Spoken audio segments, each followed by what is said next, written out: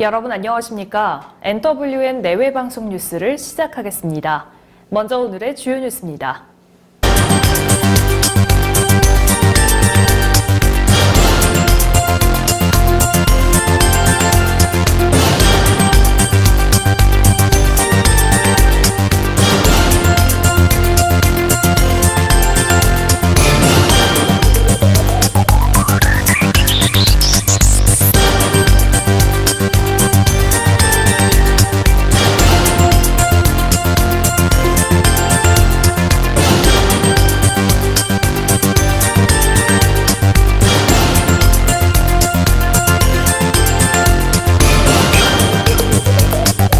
더불어민주당은 내년 1월 중 정계특위에서 선거제 개혁안에 합의하고 내년 2월 임시국회 처리를 추진하겠다고 밝혔습니다. 윤호중 사무총장은 비공개 최고위원회에서 이 같은 결론을 내렸다고 밝히며 여야 5당이 연도형 비례대표제 도입의 기본 방향에 합의하고 구체적인 방안을 정계특위에서 논의할 것을 제안한다고 말했습니다. 윤 사무총장은 여야 5당 합의를 위해서는 특히 자유한국당의 입장 변화가 필요하다며 한국당의 입장 변화를 촉구하면서 새로 구성된 한국당 원내 지도부와도 적극적으로 협의할 계획이라고 강조했습니다. 자유한국당 나경원 신임 원내대표가 야 3당이 요구하는 연동형 비례제 도입은 부정적이라는 입장을 밝혔습니다. 나 원내대표는 어제 한 라디오 프로그램에 출연해 원동형 비례대표제 같은 경우는 의원 정수 확대 없이는 이루어지기가 어려워 국민 정서가 공감해 주실 수 있는지 모르겠다며 전체적으로 부정적이다라고 말했습니다. 또 일단은 당장 연동형 비례대표제 문제를 생각하는 것보다 정계 특위 활동 시한 등 부분부터 살펴보는 게 맞다고 덧붙였습니다. 유엔 식량농업기구가 올해 북한의 식량 부족량을 64만 톤으로 전망했다고 미국 자유아시아 방송이 보도했습니다.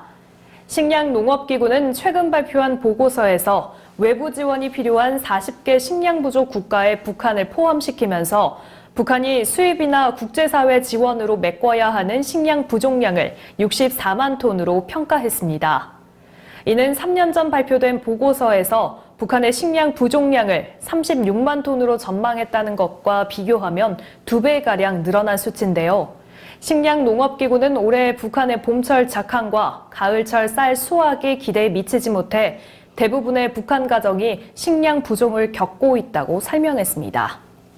도널드 트럼프 미국 대통령과 민주당 의회 지도부가 만나 예산안 처리를 협의했으나 멕시코 국경 장벽 건설 예산을 둘러싸고 정면으로 충돌해 연방부의 부분적 업무 정지를 뜻하는 셧다운 위기가 고조되고 있습니다. 예산안 처리 시한이 열흘 앞으로 다가온 가운데 트럼프 대통령은 백악관 집무실에서 민주당의 낸시 펠로시 하원 원내대표, 척 슈머 상원 원내대표와 만나 멕시코 국경 장벽 비용 50억 달러를 반영해 예산안을 처리해달라고 요청했습니다. 이에 민주당 지도부는 국경 장벽이 아닌 국경 보안 명목으로 13억 달러를 배정할 수 있다면서도 연방정부 마비 사태가 발생할 경우 이는 트럼프 대통령의 책임이 될 것이라고 경고했습니다. 강남 재건축 단지에서 대형 건설사들이 40억 원대 금품을 조합원들에게 뿌린 것으로 드러났습니다. 서울경찰청 지능범죄수사대는 시공사로 선정되기 위해 홍보 대행업체를 통해 재건축 조합원들에게 금품을 준 혐의 등으로 세계 대형 건설사 임직원 22명 등 총 334명을 기소 의견으로 검찰에 송치했습니다. 현대건설, 롯데건설, 대우건설 등은 각각 작년 9월과 10월에 열린 강남 주요 재건축 단지의 시공사 선정 총회를 앞두고 40억 원대 금품을 뿌린 혐의를 받고 있습니다. 아베 신조 일본 총리가 한일 양국 의원연맹이 서울 총회를 앞두고 문재인 대통령에게 친서를 보내지 않기로 했다고 아사히 신문이 전했습니다.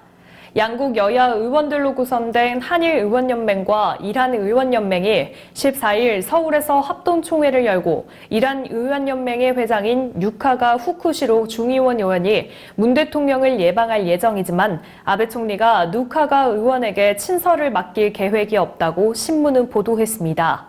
또 합동총회에는 통상 한국 대통령과 일본 총리가 축사를 보내는 것이 관례지만 최근 한일 관계가 악화되면서 아베 총리는 이번에 축사를 보내지 않을 것으로 알려졌습니다. 보이저 2호가 인류 역사상 두 번째로 태양권 경계를 넘어 성간우주에 도달했습니다. 미국 항공우주국 나사는 현지 시간 10일 워싱턴에서 열린 미국 지구물리학회 회의에서 기자회견을 통해 보이저 2호의 성간우주 진입 사실을 공개했습니다. 보이저 2호는 지난 1977년 8월 20일 발사된 이후 41년에 걸쳐 297억 7,200만 킬로미터를 비행한 끝에 성간우주에 도달했으며 쌍둥이인 보이저 1호는 지난 2012년 이미 성간우주에 진입한 상태입니다. 이창동 감독의 영화 버닝이 미국 로스앤젤레스 비평가 협회에서 선정한 외국어 영화상과 나무조연상에 올랐습니다. 특히 조연상을 수상한 스티븐 연은 할리우드 스타 휴 그랜트를 제치고 데뷔 이래 처음으로 수상의 기쁨을 누렸는데요.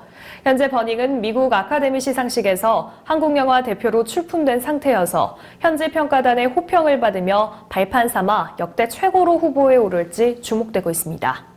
프로야구 FA 최대여인 양의지 선수가 두산을 떠나 NC로 이적합니다. NC는 포수 양의지와 계약금 60억 원, 연봉 65원 등 총액 125억 원의 4년 계약을 맺었다고 발표했습니다. 125억 원은 2017년 롯데 이대호의 150억에 이은 역대 두 번째 규모의 FA 계약입니다. 양의지는 구단을 통해 새로운 기회를 찾아 도전을 선택하게 됐다며 기회를 준 NC 구단에 감사드린다고 밝혔습니다.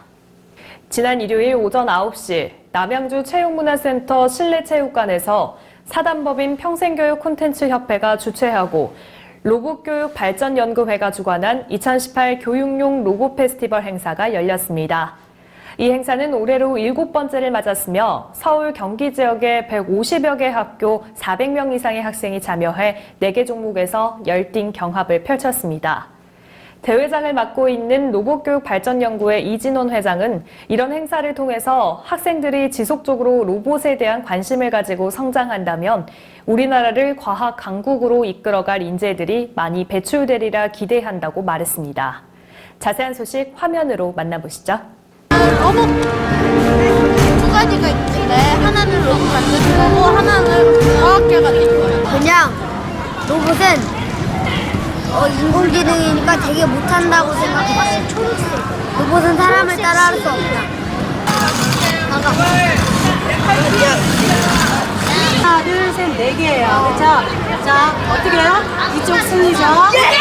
이쪽 무슨 팀이죠?